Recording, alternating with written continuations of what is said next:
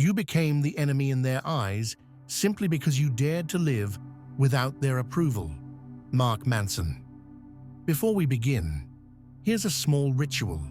Write in the comments one word that accurately describes your current state. Sign it, and let's get started.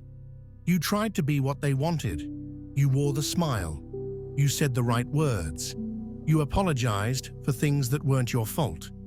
You became smaller so others could feel bigger. You agreed to silence just to keep peace. And the moment you stopped, they said you changed. But you didn't change. You just stopped lying. You stopped betraying yourself. You stopped filtering your truth for someone else's comfort. You stopped seeking permission to breathe. That's when it began. The distance, the coldness, the passive-aggressive glances, the silence that screamed louder than words. It's not that you became cruel. You became real. And for many people, real is threatening. Because if you're allowed to be yourself, then they have no excuse to keep pretending. If you stop performing, their whole system breaks, because their control worked only as long as you needed their approval. This is the part most don't talk about. Being yourself doesn't always bring peace. Sometimes it brings war. Not because you want it, but because your freedom exposes their chains. They say, just be yourself. But what they mean is, be yourself in a way that doesn't make us uncomfortable. And when you don't, they punish you. Not with fists, with rejection, with withdrawal, with subtle looks that say, we don't know who you are anymore. But maybe finally, you're starting to know. There's a pain that comes from losing connection. But there's a deeper pain from losing yourself, trying to keep it. That's the pain you're feeling now. That ache in your chest, that confusion in your mind, that silent question, what's wrong with me? Nothing. There's nothing wrong with you. You just stopped shrinking. You stopped asking for permission to exist. And now you're facing the backlash of becoming whole. That backlash is real. It hurts. It feels like abandonment, like exile. But it's also a sign, a brutal, undeniable sign that you've stepped out of the old contract. The contract where love was conditional, where approval had a price, where truth was too expensive to speak out loud. You're out now, and that's why it feels so cold. You were taught that being yourself would lead to connection, but they didn't tell you. It might first lead to loneliness, a silence so sharp it cuts through your soul. But inside that silence, something else begins. Your voice. Not the voice they trained, the real one. The voice that's been buried under years of performance. The voice you silenced every time you chose to be accepted instead of being honest. It's still there, and it's waking up. By the end of this video, you'll understand why your pain is not a problem to fix. It's proof that you're finally alive. You tried everything they told you would help. The books, the affirmations, the therapy, the endless mindset shifts. You repeated mantras until your mouth went dry. You practiced gratitude while something inside you was screaming. You followed the rules of healing and still felt broken. And no one told you why, because most of them don't know either. Here's what they don't say. The system is designed to keep you manageable. Not healed, manageable. Calm enough to function, stable enough to work, polite enough to be tolerated, but not real, not powerful. Because a person who is truly alive, truly in touch with their truth, becomes impossible to control. And that threatens everything they've built. The roles, the family dynamics, the power games. So they give you just enough advice to keep you hopeful, but never enough to make you free. That's why you feel like you're doing everything right and still stuck. You're not lazy. You're not blocked. You're not self-sabotaging because you're weak. You're fighting a system that profits from your silence. And here's the cruelest part. It's not just out there. It's inside you now. The voice that tells you to stay quiet isn't always theirs anymore. It became yours. That's how deep it goes. You internalized their fear. You made their discomfort your responsibility. You began to censor yourself before anyone else had the chance to. You became your own jailer, not because you're broken, but because you were trained to survive. And survival taught you. Don't be too loud. Don't be too real. Don't take up too much space. That's how you stayed safe. But here's what no one tells you. Safety built on suppression is not safety. It's a slow death. The more you deny your truth, the more your body carries the weight. That's why the anxiety doesn't go away. That's why your chest feels tight, even when everything seems fine. You're not crazy. You're just full of everything you never said, everything you never expressed, every truth you swallowed to protect someone else's peace. And it worked. For a while. But there's a cost. The cost is your aliveness. The cost is joy. The cost is self-respect. And at some point, the pain of staying fake becomes greater than the risk of being real. That's the moment you're in now, the breaking point. And it's terrifying because you know what's coming. People will fall away, roles will collapse, illusions will shatter, but something else will begin. Something you've never really known before. You, the unfiltered version. The version that doesn't need fixing. The version that's not trying to be enough. Just human. Just here. Just real. And yes, not everyone will like it. But you're not here to be liked. You're here to be whole. Most people aren't ready for this part. The truth is, when you start breaking the rules that kept you small, you don't just face the world, you face yourself. The parts of you that were never allowed to speak. The parts that learned to survive by disappearing. These aren't just emotional wounds. They live deep in your nervous system. They show up as tension, fatigue, disconnection. You can't fix this by thinking positive. Because this isn't a mindset issue. This is a self-abandonment issue. And no book or affirmation can do the work that presence can. Carl Jung called it the shadow, the side of you you had to exile to be accepted. Not because you're evil, but because someone once punished you for being whole. Maybe it was your anger. Maybe it was your sadness. Maybe it was your brilliance. But you were told, directly or silently, that part of you was too much. So you split. You became a version of yourself that was digestible to others, and you started calling that you. But it's not. And the pain you're in now, that quiet, heavy ache that won't go away, that's the part of you that's still waiting to be seen. Not judged, not improved, just seen. Because what we reject inside ourselves doesn't disappear. It runs the show from the shadows.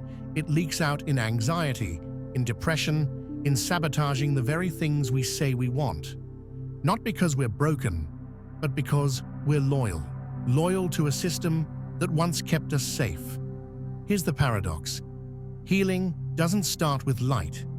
It starts with darkness. It starts with letting yourself feel what you were told never to feel. Rage, grief, shame, power, not to indulge it, but to witness it. To stop running, to stop fixing, and just be with what's real. Most therapy doesn't go there. Not because therapists don't care, but because the industry is built on comfort, not depth, on coping, not transforming. And when you finally realize that, it's both liberating and devastating, because it means no one's coming to save you. But it also means you don't have to keep waiting. You can meet yourself here, in this exact moment, no longer begging for permission to feel, no longer apologizing for existing. You don't need to be told what's wrong with you. You need to remember what's right, what was always right, even when they couldn't see it, even when they punished it, even when you forgot it yourself. If these words speak to something in you, subscribe to the channel. It means you're not the only one feeling this. It means there are others waking up too.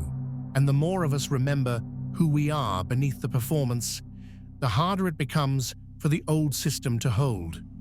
Let's make sure this message reaches those who are ready, those who are done running from themselves.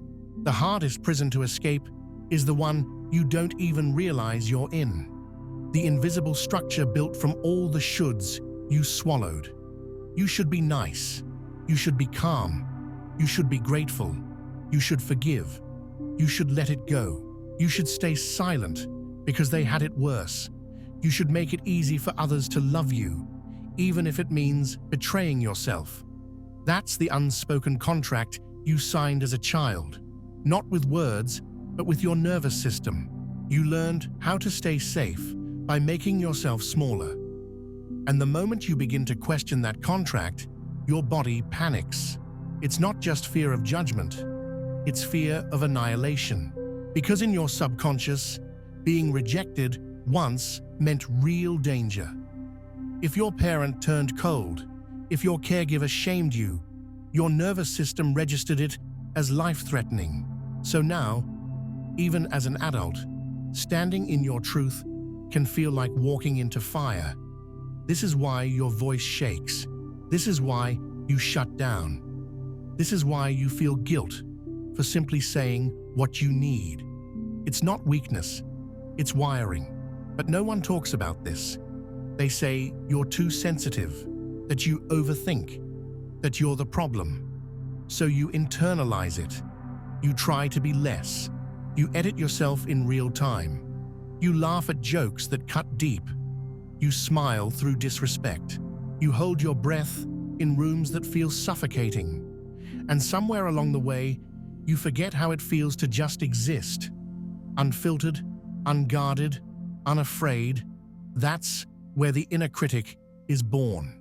Not as some random voice, but as the echo of everyone who needed you to be less so they could feel more. The voice that says, don't speak, don't feel, don't mess it up. And the most painful part is, you believed it. You believed it because it kept you safe. And safety mattered more than truth. Until now. Because now, the pain of pretending is heavier than the fear of being seen. Now, you feel the weight of years spent holding your breath. Now, you sense that the life you built on performance is crumbling. And maybe that's not failure. Maybe that's freedom. Maybe what's falling apart was never real. Maybe it was just survival. And survival is not the same as living. Survival taught you how to get through the day, but it didn't teach you how to feel joy, or connection, or meaning.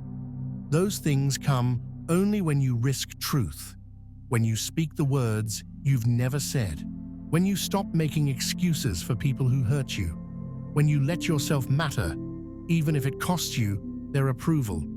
And yes, it might cost you, but what you gain is worth more than all the fake peace you've ever kept. What you gain is the ground beneath your own feet, the strength in your own spine, the quiet knowing, I exist, and that's enough.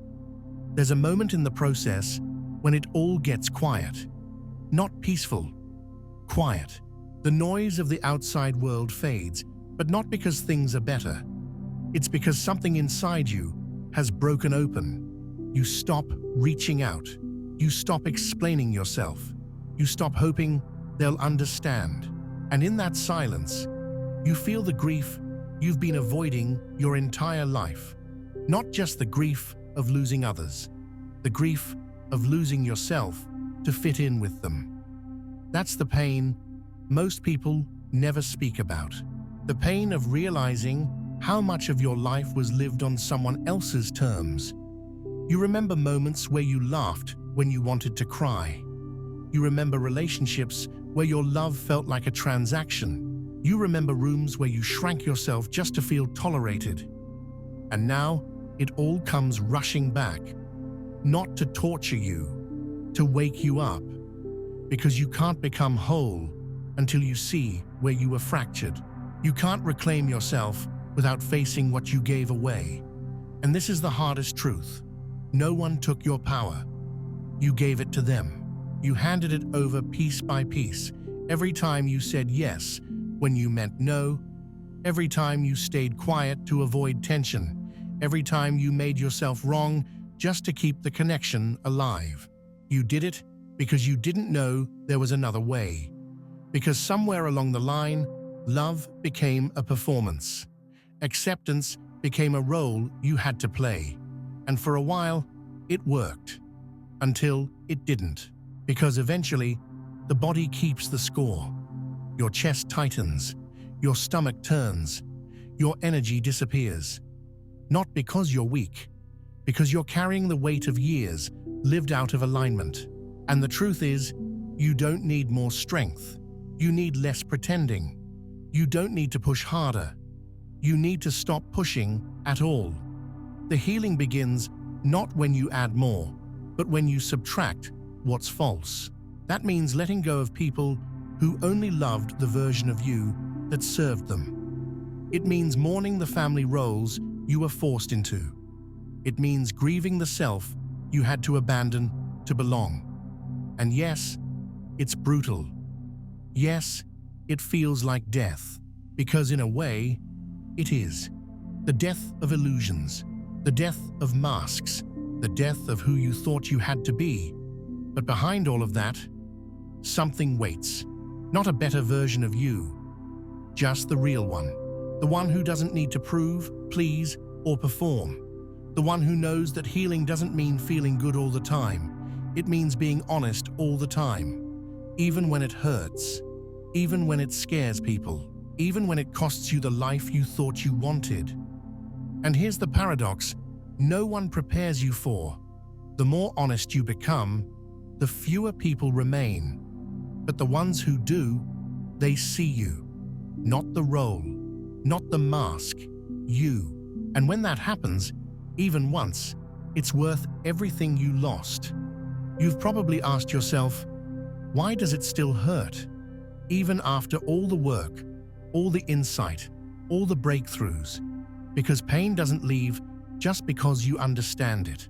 Insight isn't the same as integration. You can name your wounds, write about them, talk them through in therapy, and still feel the sharp edge of emptiness when you're alone. That's because the wound isn't just in your mind. It lives in your body, in your reactions, in your habits, in your relationships. And until you stop trying to fix the pain and instead sit with it, feel it, listen to it, it keeps repeating. Not to punish you, to get your attention. Most people spend their lives trying to outrun what hurts. They numb it, reframe it, overanalyze it. But pain doesn't respond to analysis. It responds to presence. And presence is terrifying when you've spent decades avoiding what's inside, especially the parts you were never allowed to express. The rage that was too loud, the grief that was too inconvenient, the power that made others uncomfortable. But here's the truth. Your healing begins exactly where you were taught to shut down. The doorway is in the discomfort. And every time you turn away from it, you turn away from yourself. Shadow work isn't about fixing what's wrong. It's about meeting what was never welcomed. That includes your anger, your fear, your need for boundaries, the versions of you that were called selfish or dramatic or too intense. They're not enemies. They're exiled protectors, parts of you that took the hit so you could stay in the tribe. And now they're asking to come home, not to take over, to be integrated. Because when you own your shadow, it stops owning you. And yes, it's uncomfortable. It goes against everything you were taught. You were told to be nice, agreeable, easy to be around. But being real isn't always easy to be around. Sometimes being real means being inconvenient, saying no, holding a boundary, ending a toxic dynamic. Sometimes it means letting people down. But you have to ask yourself, who are you willing to betray, them or yourself? Because the longer you abandon your truth, the more disconnected you become from your own life. It starts small, ignoring your intuition, staying in the wrong room, laughing when it's not funny. But over time, you forget how it feels to be honest. And when honesty goes, intimacy follows, not just with others, with yourself. That's the cost of playing roles. And at some point, you'll look in the mirror and not recognize who's looking back. But if you're here, it means something in you has already shifted. You're done performing, you're done pretending. And even if you don't know what comes next, that's okay. Because the first step isn't clarity, it's courage. The courage to stay with yourself, even when it hurts, especially when it hurts. Because on the other side of that pain is power, not control, not dominance, real power. The kind that can't be taken, only remembered. So where do you begin? When you've spent most of your life being someone you're not, you start small, subtle, quiet, not with massive change, but with honest presence. The first practice is noticing. Catch yourself in the act of abandoning yourself. Pay attention to the moment you say yes, when your body screams no. Notice when you laugh at something that hurts, when you keep the peace at the cost of your own truth. Awareness is the first act of rebellion, because when you see it, you can choose differently. Next, reconnect with your body. Most of your truth doesn't live in your mind. It lives in your breath, your gut, your skin. Try this. When something feels off, pause. Place a hand on your chest or stomach. Breathe into that space. Ask yourself, what am I actually feeling right now? Don't analyze it. Just feel. Let the answer be raw. This simple check-in can interrupt years of automatic self-abandonment. The more you practice it, the more your body begins to trust that you're finally listening. Then, speak. Not to fix, not to please, to express. Say one thing today that feels true but uncomfortable. Set one small boundary. Tell one person how you really feel, without wrapping it in apology or over-explaining. Start with safe places, if you need to, or write it down. Let it live outside of you, because every unspoken truth becomes a weight, and speaking is how you begin to put it down. And here's something no one tells you. Your shadow doesn't need to be destroyed. It needs to be included. When anger shows up, instead of pushing it away, ask what it's protecting. When fear shows up, ask what part of you still feels unsafe. Don't try to silence these parts. Sit with them, write to them, draw them, move with them. Let them speak in ways words can't. This is integration, not fixing, not healing, welcoming. You also need one space that feels honest. Maybe it's a journal. Maybe it's a voice memo. Maybe it's a few minutes alone in your car. Somewhere you don't have to perform. Use that space daily. Say what you're not allowed to say anywhere else. Give your truth a place to breathe. That space becomes your anchor. And finally, community. Find even one person who's not afraid of your truth. Someone who doesn't flinch when you drop the mask. If you don't have that yet, this space is a start. If you saw yourself in these words, write in the comments, "I'm done running from pain." Let's see how many of us are ready for the truth. Let's build something that doesn't require masks to belong. This isn't the end. It's the beginning. of living from the inside out, of letting your yes mean yes and your no mean no, of honoring your body, your emotions, your voice, even when the world doesn't. You were never too much. You were just surrounded by people too afraid to feel. Now you know better, and now you begin. We're sure you've discovered plenty of value, so subscribe now and stay connected.